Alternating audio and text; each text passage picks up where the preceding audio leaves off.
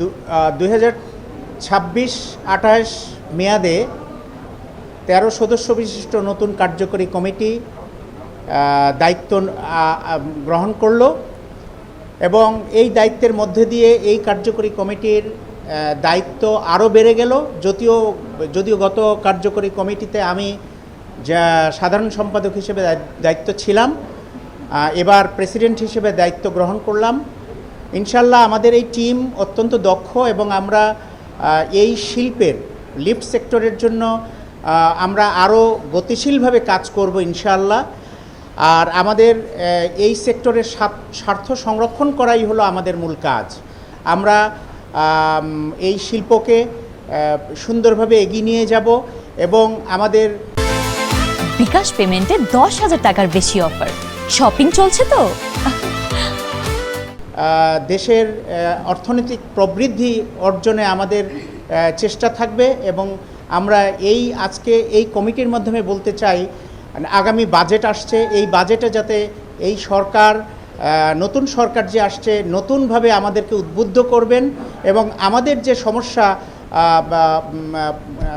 Duty tax যে পরিমাণ বৃদ্ধি হয়েছে, এই শুল্ক যাতে সহনীয় পর্যায়ে নিয়ে আসা যায় সেই দিকে এই সরকার অবশ্যই দৃষ্টি দিবেন। এটা আমাদের নতুন কমিটির পক্ষ থেকে সরকারের কাছে আমাদের একটা মেসেজ। আমরা চাচ্ছি যে এই সেক্টরকে সামনের দিকে এগিয়ে নিয়ে যাওয়ার জন্য সরকারের এই লিফট সেক্টরকে সামনের দিকে এগিয়ে নিয়ে যেতে হলে অবশ্যই শুল্কতে আরও সহনীয় পর্যায়ে নিয়ে আসতে হবে। বিগত উপর্যুপরি 4টি আপনার বাজেটে আমাদের যে পরিমাণ ডিউটি আমাদের ইম্পোজ করা হয়েছে, এটা এই সেক্টরের জন্য একটা অশনি সংকেত। লিফটের সাথে কিন্তু আমাদের আপনারা জানেন যে আমাদের অবকাঠামোগত উন্নয়নের যে পুরো সেক্টরটি আছে, রিয়েল এস্টেট সেক্টর, তারাও কিন্তু ভীষণভাবে ক্ষতিগ্রস্ত হচ্ছেন। সুতরাং এই সেক্টরের দিকে আরেকটু নজর দিলে আমার মনে হয় সরকারের প্রবৃদ্ধি বাড়বে এবং আমরাও স্বাচ্ছন্দ্যভাবে দেশের এই অবকাঠামোগত উন্নয়নে আরও ভালো কাজ করতে পারবো এবং লিফট সেক্টরকে উত্তরোত্তর আরও সামনের দিকে এগিয়ে নিয়ে যেতে পারবো বলে আমাদের বিশ্বাস। নতুন টিমকে আমি স্বাগত জানাচ্ছি এবং তারা সামনের প্রত্যেকটা কাজে সুন্দরভাবে মনোনিবেশ করবেন এবং আমাদের এই টিম থেকে আমরা যেটা চাচ্ছি, আমাদের এই লিফট সেক্টরকে যাতে প্রত্যেকটা জায়গায় আমরা সুন্দরভাবে সুচারুভাবে কাজ করতে পারি এবং এই কাজগুলো থেকে যাতে আমাদের যারা স্টেক হোল্ডার আছে, এই স্টেক হোল্ডারদের স্বার্থ সংরক্ষণ করতে পারি, সেদিকে আপনাদের সবার দৃষ্টি আকর্ষণ করছি।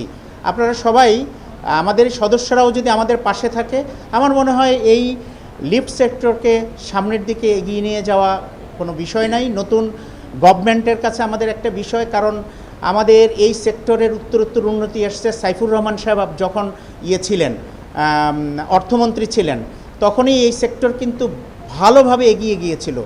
সেখান থেকে আজ যেখানে আমরা এসেছি, সেখান থেকে আমরা ওই পরিমাণই পিছিয়ে গিয়েছি। তো আমাদেরকে যদি এগিয়ে নিতে যেতে হয়, তাহলে আমাদেরকে যেটা করতে হবে, সামনের বাজেটে আমাদের উপর স্পেশাল দৃষ্টি রাখতে হবে, যাতে আমাদের যারা এই সেক্টর লিফটের সেক্টর নিয়ে কাজ করছে, এলিভেটর সেক্টরের প্রতিটি ইম্পোর্টার যাতে প্রত্যেকটা এন্ড ইউজারদের কাছে কম মূল্যে লিফট পৌঁছে দিতে পারে, এটাই আমাদের সবার কাছে প্রত্যাশা, সরকারের কাছে প্রত্যাশা। বিশেষ করে এই দিকে নজর দিবেন, এটা আমরা খুব আশাবাদী এই সরকারের কাছে, এটা আমরা আশাবাদী এবং আপনাদের মাধ্যমে আমরা মেসেজ দিতে চাই যে এই সেক্টরের দিকে একটু সুনজর দিবেন। ধন্যবাদ। Bangladesh elevator, escalators and lift importers association বেলিয়া লিফট সেক্টর নিয়ে যে কাজ করছে এবং যদি সরকার আপনার সহনীয় পর্যায়ে এই শুল্ক নিয়ে আসে, তাহলে পরে যে সুবিধাটা হবে সেটা হলো যে আবাসন খাতে ব্যাপক একটা পরিবর্তন আসবে এবং আবাসন খাতে যে সমস্যাগুলো এসছে তার মধ্যে লিফট একটি বড় ফ্যাক্টর হিসেবে দাঁড়িয়েছে এবং আবাসন খাতও আমাদের সাথে এর আগেও উপর্যুপরে আমাদের সাথে একমত হয়েছিলেন যে এই সেক্টরকে সরকারের সুনজর দেওয়া উচিত, কিন্তু আমরা সেই জায়গা থেকে বঞ্চিত। আমরা বর্তমান সরকারের কাছে এতটুকুনি আশা করব যাতে এবারের বাজেটে আমাদের উপর অন্যায় বা অবিচার করা না হোক, এটা আমাদের সরকারের কাছে আমাদের দাবি। সার্বক্ষণিকভাবে সচল রাখার জন্য ধন্যবাদ গণমাধ্যম থেকে যারা এসছেন, আপনাদের প্রতি আমাদের যারা এসছেন, আপনারা আমাদের সদস্য যাদের সাথে ড্রাইভার আছে একটু প্লিজ চেক করে দেখবেন ড্রাইভাররা তাদের সকলের ইফতারি পেয়েছে কিনা। তো প্রত্যেক আমাদের সমস্ত ড্রাইভারদের জন্য ইফতারি